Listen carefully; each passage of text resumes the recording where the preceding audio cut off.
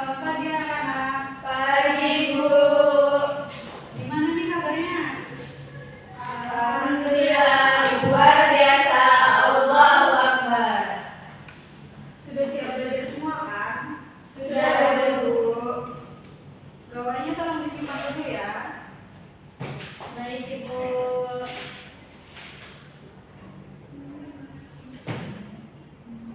Baik, sebelum memulai pembelajaran kita buka terlebih dahulu. Assalamualaikum warahmatullahi wabarakatuh. Waalaikumsalam warahmatullahi wabarakatuh. Puji syukur kehadirat Allah Subhanahu wa taala karena dengan limpahan rahmat serta karunia-Nya kita dapat berkumpul di ruang kelas pada pagi hari ini. Tak lupa selawat serta salam kita aturkan kepada Nabi Allah Muhammad Sallallahu alaihi wasallam. yang syafaatnya kita nantikan di yaumil akhir kelak. Amin. Anak-anak, sebelum mulai pelajaran kita isi presensi terlebih dahulu ya. Baik, Ani Kulfa, Saya, Bu. Bella Askani, Sendiri, Bu. Laila Fitriana, Saya, Bu. Suci Nur Fatimah. Sendiri, Bu. Baik, hari ini hadir semua. Pada pertemuan kali ini kita akan membahas terkait menganalisis kebahasaan artikel. Pada artikel terdapat unsur-unsur kebahasaan. Ada 7 unsur kebahasaan yang akan Ibu jelaskan pada pertemuan kali ini. Yang pertama, pemilihan kata atau diksi. Dalam tulisan ilmiah, pemilihan kata harus tepat dan jelas, menghindari kata yang ambigu atau bersifat subjektif. Selain itu, harus menggunakan istilah teknis atau istilah khusus sesuai dengan disiplin ilmu yang dibahas, sangat penting juga. Lalu yang kedua, struktur kalimat. Kalimat dalam artikel ilmiah cenderung panjang namun harus tetap jelas dan tidak rumit. Dalam menulis artikel ilmiah kita harus menggunakan struktur kalimat aktif untuk kejelasan, meskipun kalimat pasif sering digunakan dalam penulisan ilmiah untuk menekankan suatu objek penelitian. Lalu yang ketiga ada keformalan bahasa. Tentunya dalam artikel ilmiah kita harus menggunakan bahasa yang formal ya anak-anak, karena artikel ilmiah merupakan jenis teks non-fiksi. Lalu selanjutnya ada konsistensi terminologi. Penggunaan istilah atau terminologi harus konsisten sepanjang teks. Hindari penggunaan istilah yang memiliki makna sama dengan kata lain yang berbeda tanpa alasan yang jelas. Ini dapat membingungkan pembaca. Lalu selanjutnya kohesi dan koherensi.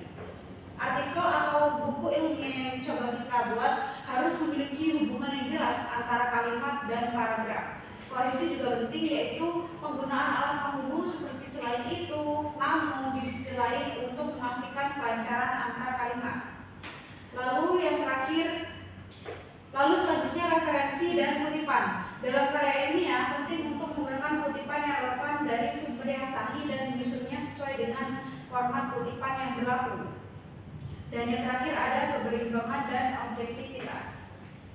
Dalam menulis artikel ilmiah, penulis diharapkan untuk menulis dengan objektif dan tidak terpengaruh oleh bias pribadi atau pandangan subjektif. Semua klaim atau temuan harus didukung oleh data atau referensi yang sahih. Jadi itu tadi ya, apa saja kebahasaan dalam artikel. Ibu ulangi. Yang pertama ada pemilihan kata atau diksi, yang kedua struktur kalimat, yang ketiga keformalan bahasa, yang keempat konsistensi terminologi, yang kelima kohesi dan koherensi, yang keenam sumber atau referensi, dan yang terakhir keberimbangan dan objektivitas. Sampai di sini adakah yang ingin ditanyakan? Cukup, Ibu. Baik, kalau cukup Ibu akan memberikan tugas ya untuk kalian. Anak-anak pada bawa gawai kan hari ini? Bawa, Ibu. Baik, tugas yang akan Ibu berikan adalah per kelompok, namun tiap anggota akan maju untuk mempresentasikan hasil kerjasama kalian. Karena di sini terdapat 4 siswa, Ibu akan bagi menjadi 2 kelompok, setiap kelompok 2 orang. Ini mau Ibu pilihin atau dipilih sendiri? Pilih sendiri. Baik, silakan dipilih ya. Ibu berikan waktu 3 menit.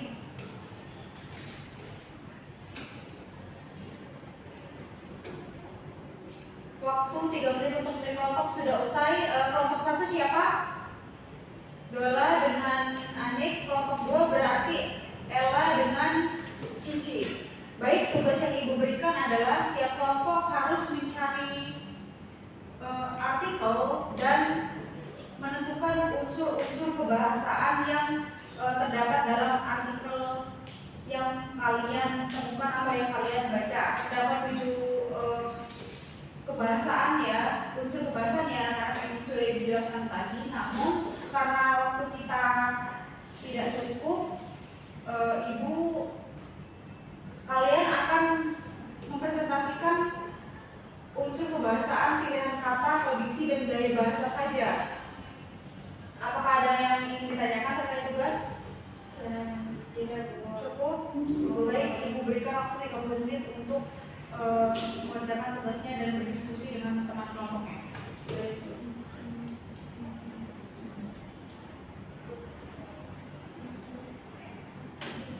Waktu 30 menit sudah selesai. Apakah tugas kalian sudah selesai semua? Sudah, Bu. Baik, kepada anggota kelompok disilakan untuk maju mempresentasikan. Kelompok mana dulu yang akan maju? Yang kelompok 2. Baik, kelompok 2 silakan.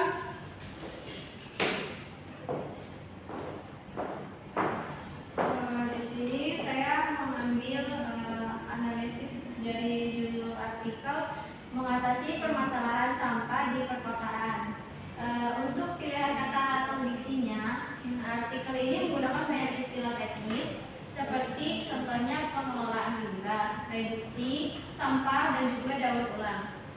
Diksi tersebut menunjukkan bahwa artikel ini ditujukan untuk pembaca yang memiliki tingkat pemahaman menengah hingga tertinggi tentang isu lingkungan. Namun, penggunaan kata-kata seperti kebiasaan buruk masyarakat memberi kesan emosional seolah menyalahkan pihak tertentu. Untuk gaya bahasanya, artikel ini menggunakan gaya bahasa yang informatif dengan sedikit nada ajakan. Contohnya, kalimat yang termuat dalam artikelnya yaitu sudah saatnya masyarakat mulai peduli terhadap dampak sampah, maaf Ibu, saya ulangi lagi. Contoh kalimatnya, sudah saatnya masyarakat mulai peduli dampak sampah terhadap lingkungan. Gaya ini berusaha menyampaikan urgensi tanpa terlihat memaksa orang lain. Seperti itu Ibu, terima kasih. Baik, Suci sudah cukup baik ya dalam analisis kebahasaan dalam teks artikel. Beri aplaus dulu untuk kelompok 2. Selanjutnya kelompok 1. Dari dulu. Silakan maju. Judul artikelnya peran teknologi dalam meningkatkan pendidikan di era digital. Analisis kebahasaan yang pertama yaitu pilihan diksi. Artikel ini menggunakan diksi formal yang cenderung ilmiah seperti transformasi digital, inovasi, aksesibilitas, dan inklusivitas. Hal ini menunjukkan bahwa artikel ditujukan untuk pembaca yang memiliki ketertarikan pada dunia pendidikan dan teknologi. Kedua, gaya bahasa. Gaya bahasa artikel ini bersifat deskriptif informatif. Penulis menggunakan kalimat-kalimat panjang yang menjelaskan fenomena secara detail, seperti teknologi telah membuka peluang baru dalam dunia pendidikan, mulai dari pembelajaran jarak jauh hingga penggunaan kecerdasan buatan untuk personalisasi pembelajaran. Gaya ini membantu pembaca untuk memahami topik secara menyeluruh, tetapi bisa terasa berat bagi pembaca awam. Sekian, Bu. Baik, beri aplaus untuk Dahlan. Silakan untuk Dahlan. Kelompok 1 dan kelompok 2 sudah cukup baik ya dalam menganalisis kebahasaan dalam teks artikel.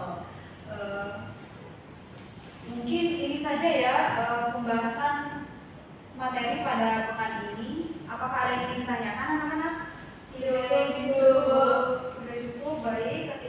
Jika sudah cukup, Ibu akan menutup pembelajaran pada hari ini. Ibu akhiri, wassalamualaikum warahmatullahi wabarakatuh. Waalaikumsalam warahmatullahi wabarakatuh. Terima kasih Bu. Keluar ya. Ya Bu. Selamat siang, saya Nadia Putri Fatimah sebagai observan lisan dari calon guru Intan Hestiwira dengan NPM 2213041102. Di sini saya akan mengobservasi keterampilan 8, yaitu keterampilan kelompok kecil dan individual. Untuk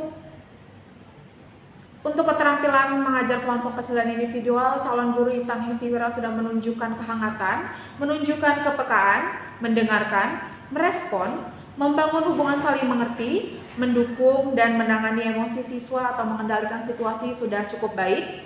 Lalu yang kedua, menerapkan tujuan, merencanakan kegiatan, memberikan nasihat sudah cukup baik.